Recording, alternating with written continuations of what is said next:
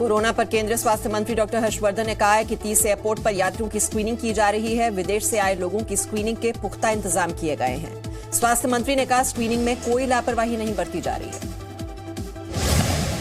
कि आज अगर मुझे कोई भी सिम्टम नहीं है, आज थर्मल स्क्रीनिंग में भी मैं नेगेटिव हूं, तो भी संभावना है कि 14 दिन के अंदर अगर मैं इंक्यूबेशन पीरियड के बीच में हूं तो मैं कभी भी सिम्टम डेवलप कर सकता हूं।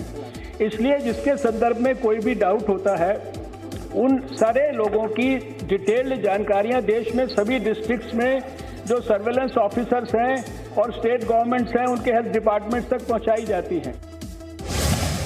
स्वास्थ्य मंत्री ने कहा कोरोना वायरस की जांच के लिए 51 लैब हैं, जबकि 56 कलेक्शन सेंटर पर कोरोना वायरस की जांच हो रही है। डॉक्टर हर्षवर्धन के मुताबिक कोरोना की जांच के लिए पूरी लैब को ईरान भेजा गया है।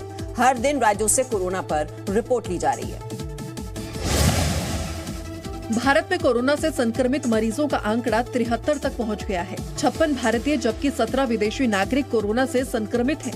पूरी दुनिया में कोरोना से अब तक 4300 लोगों की जान जा चुकी है।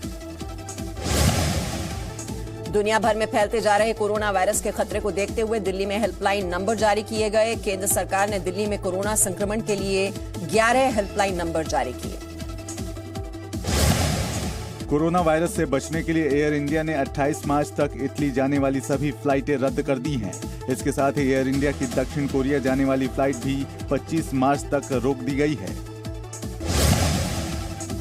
कोरोना के फैलाव को रोकने के लिए जम्मू में सभी सिनेमा हॉल 31 मार्च तक बंद कर दिए गए हैं। जम्मू के डिप्टी कमिश्नर ने बुधवार को इस बारे में आदेश जारी किए। कोरोना को देखते हुए तिरुपति मंदिर प्रशासन ने श्रद्धालुओं से अपील की है कि जो लोग विदेश से यात्रा कर लौटे हैं वे 28 दिन बाद ही तिरुपति दर्शन की प्लानिंग करें। मंदिर प्रशासन ने विदेशी श्रद्धालुओं से आग्रह किया है कि वे 28 दिन बाद ही मंदिर के दर्शनों के लिए आएं। महाराष्ट्र के सीएम उद्धव ठाकरे ने कहा कि कोरोना से निपटने के लिए जरूरत पड़ी तो स्कूल कॉलेज भी बंद किए जाएंगे। उन्होंने कहा कि कोरोना कंट्रोल करने के लिए आईपीएल मैच रद्द करने पर भी फैसला हो सकता है। गुरुग्राम के मानेसर में सैनिटाइजर बनाने वाली अवैध कंपनी का खुलासा किया गया है। ड्रग्स डिपार्टमेंट ने छापा मारकर कंपनी से सैनिटाइजर की हजारों खाली बोतलें और सामग्री बरामद की है। कोरोना के डर से पोल्ट्री उद्योग को भी बड़ा नुकसान हो रहा है। महाराष्ट्र के पालघर में अफवाह फैली कि चिकन से कोरोना फैलता है। इसके बाद लोगों ने चिकन और अंडे खाने बंद कर दिए, जिसके बाद मजबूर होकर पोल्ट्री मालिक ने 9 लाख अंडे और 2.25 लाख चूजे जमीन में दफना दिए। फ्रांसीसी राष्ट्रपति इमैनुअल मैक्रा ने कोरोना से बचने के लिए हाथ मिलाने के बजाय अब नमस्ते कहने का फैसला किया है। उनसे पहले इजरायली प्रधानमंत्री बेंजामिन नेतन्याहू भी ट्विटर पर लोगों से कोरोना से बचने के लिए नमस्ते करने की अपील कर चुके हैं। कोरोना का असर नाटो की मिलिट्री एक्सरसाइज पर भी पड़ा है।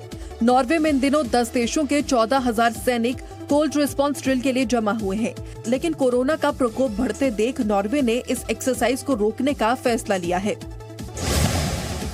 लखनऊ में उपद्रवियों के पोस्टर लगाने के मामले की सुप्रीम कोर्ट की बड़ी बेंच में सुनवाई होगी।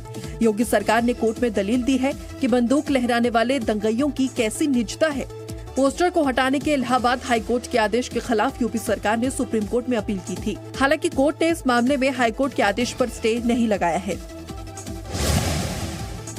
दिल्ली पुलिस ने पॉपुलर फ्रंट ऑफ इंडिया के खिलाफ बड़ी कार्रवाई की है। पीएफआई के प्रेसिडेंट परवेज और सेक्रेटरी इलियास को दिल्ली पुलिस ने गिरफ्तार किया है। दोनों पर शाहीन बाग में प्रदर्शन करने वाले लोगों को फंडिंग करने का आरोप है। दिल्ली पुलिस ने कहा है कि उत्तर पूर्वी दिल्ली में हालात सामान्य हैं। दिल्ली पुलिस निगरानी कर रही है। पुलिस के मुताबिक हिंसा में अब तक 200 से ज्यादा लोग गिरफ्तार किए गए हैं। इसके अलावा अफवाह फैलाने के आरोप में 25 से ज्यादा लोगों की गिरफ्तारी की गई है। अभी तक 200 से ऊपर हम जो अक्यूज्ड हैं उनको अरेस्ट कर चुके हैं और इसका नंबर और बढ़ेगा जैसे जैसे प्रोग्रेस आएगी। काफियों को हम आइडेंटिफाई कर चुके हैं। हर एक जो एफआईआर है उसमें अभी आगे इन्वेस्टिगेशन चल रही है और जिन्होंने भी कानून को अपने हाथ में लिया है उनके खिलाफ सख्त से सख्त कार्रवाई की जाएगी। अभी तक जो नंबर है हम अभी तक 712, मैं आपको दोबारा कहना चाहूंगा, 712 एफआईआर रजिस्टर कर चुके हैं और भी करेंगे। कई क्वार्टर से हमें ये इन्फॉर्मेशन आ रही थी कि कुछ कंप्लेंट्स हैं वो पुलिस के पास रजिस्टर करवाना चाह रहे हैं।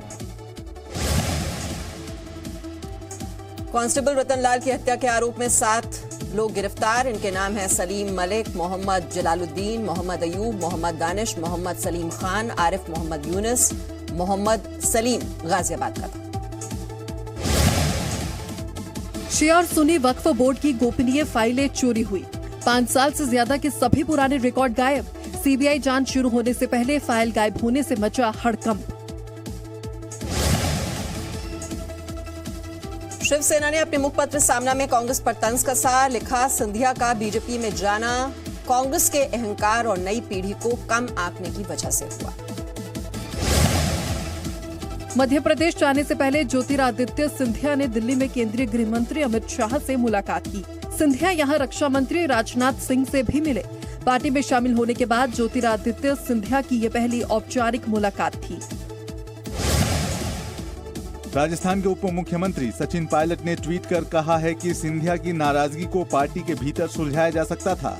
पायलट ने कहा कि ज्योतिरादित्य सिंधिया का कांग्रेस से अलग होना दुर्भाग्यपूर्ण है। बीजेपी से राज्यसभा का टिकट मिलने के बाद ज्योतिरादित्य सिंधिया आज भोपाल पहुंचेंगे। वहां पर उनका बीजेपी ऑफिस में भव्य स्वागत की तैयारी है। सिंधिया ने इस मौके पर अपने कार्यकर्ताओं को भोपाल आने की अपील की है।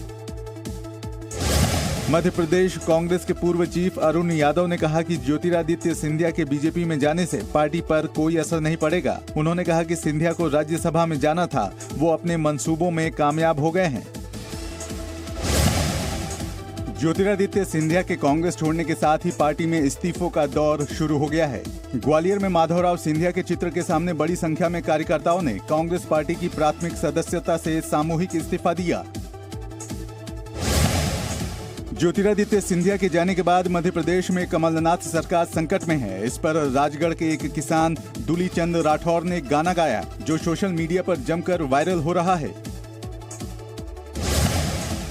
प्रधानमंत्री नरेंद्र मोदी के मुख्य आर्थिक सलाहकार के सुब्रमण्यम ने कहा कि हमें चीन पर निर्भरता कम करनी होगी और मार्केट में उसकी जगह लेने के लिए स्ट्रेटेजी बनानी होगी। उन्होंने कहा कि कोरोना से दुनिया की इकोनॉमी पर असर पड़ेगा। केंद्रीय समाज कल्याण राज्य मंत्री रामदास अठावले आज राज्यसभा के लिए नामांकन भरेंगे। बीजेपी कोटे से अठावले के अलावा छत्रपति शिवाजी महाराज के वंशज उदयन राजे भोसले भी राज्यसभा चुनाव के लिए अपना नामांकन भरेंगे। कश्मीर के बडगाम इलाके में बुधवार को चलाए गए ज्वाइंट ऑपरेशन में जैश के मॉड्यूल को बेनकाब कर जैश के 3 आतंकियों को गिरफ्तार किया गया है। पकड़े गए आरोपियों की पहचान दिलावर सोफी, समीर यूसुफ गनई और एक नाबालिग के रूप में हुई है। निर्भया मामले में दोषी पवन ने 20 मार्च को होने वाली फांसी से बचने के लिए एक बार फिर कानूनी चाल चली है। पवन ने कड़कड़डूमा कोर्ट में अर्जी देकर मांग की है कि जुलाई 2019 में मंडोली जेल में उसके साथ हुई मारपीट पर एफआईआर दर्ज की जाए। उसकी इस अर्जी पर कड़कड़डूमा कोर्ट आज सुनवाई करेगा। उन्नाव दुष्कर्म पीड़िता के पिता की पुलिस हिरासत में हुई मौत के मामले में 30 हजारी कोर्ट आज सजा सुनाएगा। पिछली सुनवाई में कोर्ट ने यूपी के पूर्व विधायक कुलदीप सेंगर सहित 7 लोगों को दोषी करार दिया था और 4 को बरी कर दिया था। उत्तर प्रदेश के गाजियाबाद के मोदी नगर इलाके में फायरिंग से दहशत। एक व्यक्ति ने 2 घंटे तक की गोलीबारी। फायरिंग की घटना सीसीटीवी कैमरे में रिकॉर्ड हो गई है। वारदात के बाद पुलिस आरोपी की तलाश कर रही है। यूपी के अमरोहा में साइकिल चुराने घर में घुसे एक चोर को पब्लिक ने पकड़कर जमकर पीट दिया। कई लोगों ने उसकी पिटाई के वीडियो बना लिए, जो बाद में वायरल हो गए। यूपी के मुजफ्फरनगर में एक महिला ने एक व्यक्ति की जमकर पिटाई कर दी। आरोप है कि वह व्यक्ति कई दिनों से महिला को परेशान कर रहा था। कुछ लोगों ने इस पिटाई का वीडियो बना लिया, जो बाद में वायरल हो गया। यूपी के सहारनपुर जिले में एक चोर आसानी से बाइक को चुरा कर ले गया। उसकी यह करतूत वहां लगे सीसीटीवी में रिकॉर्ड हो गई। पुलिस इस फुटेज के आधार पर चोर को ढूंढने में लगी है। यदि आप पिटबुल डॉग पाल रहे हैं तो सावधान रहें। चंडीगढ़ में एक पिटबुल ने 12 साल की किशोरी को 2 बार काट लिया। किशोरी पर हमला का यह वाकया वहां लगे सीसीटीवी में रिकॉर्ड हो गया। जलपाईगुड़ी के माल बाजार में 200 से भी ज्यादा गिद्ध बैठे देखे गए। सभी गिद्ध एक रेल की पटरी पर बैठकर भोजन कर रहे थे। उन्हें देखने के लिए रेल पटरी पर लोगों का मजमा लग गया। श्री केदारनाथ धाम की यात्रा 29 अप्रैल से शुरू हो रही है। इसे देखते हुए पुलिस ने ट्रैफिक प्लान बनाना शुरू कर दिया है। सभी पुलिस कर्मियों को निर्देश दिया गया है कि यात्रा को सरल और सुगम बनाने के लिए अभी से चार्ट बनाना शुरू कर दें। जयपुर के संस्कृत विश्वविद्यालय में नए सत्र से जर्मन और पत्रकारिता कोर्स शुरू किए जाएंगे। कुलपति डॉक्टर अनुला मौर्य ने बताया कि शास्त्री और आचार्य में अध्ययन कर रहे विद्यार्थी जर्मन भाषा का अध्ययन भी कर सकेंगे।